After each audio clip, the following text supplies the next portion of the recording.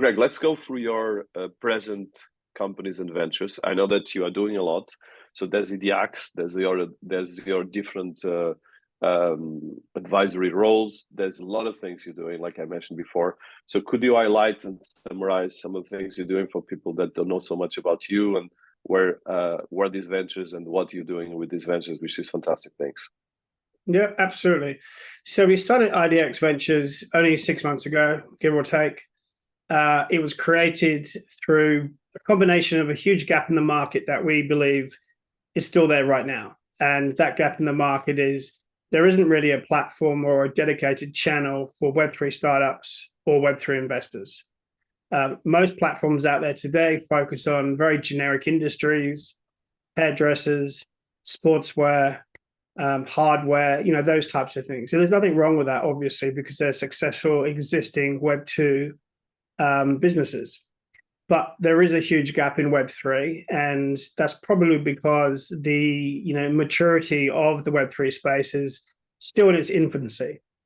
Even though the market is worth X, in the trillions, it's still very much in its infancy. And so we wanted to better support early stage startups and companies. And having founded UCROWDME, Global Ideas Innovation Marketplace, and going through the trials and tribulations of trying to raise funds, pre-COVID, during COVID, not being able to travel, it really sort of just highlighted the fact that IDEAX Ventures and IDEAX Labs, which is in beta at the moment, and that will be the main platform moving forwards for Web3 startups and Web3 investors, to really sort of build a platform whereby, there's a much more, personalized connection with the investors. Our point of difference is really around providing initial support around due diligence and verification of both parties, providing a one-on-one real-time chat and email between startups and investors, building upon the Web3 community. So there's the whole, educational ecosystem part, and obviously providing value-add online educational courses through our existing clients and partners.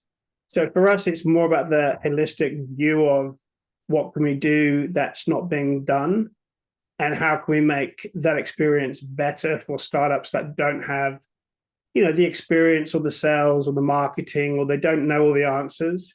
And so we're trying to build this ecosystem to try and address a lot of those problems, including, how to fundraise, who you should be talking to, how your pitch deck should look like, very specific action items, as opposed to the more traditional VCs that are very, one-way focused.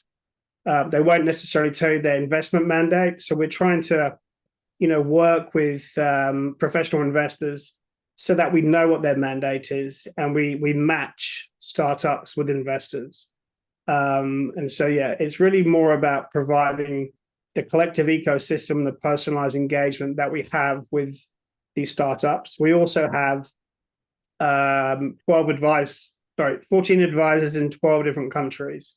They also provide support to the business in terms of deal flow, in terms of investors, in terms of experience, in terms of advice. And again, everyone has access to them. So we're, ultimately would like to be a decentralized startup investor deal flow platform. That's what we'd like to be.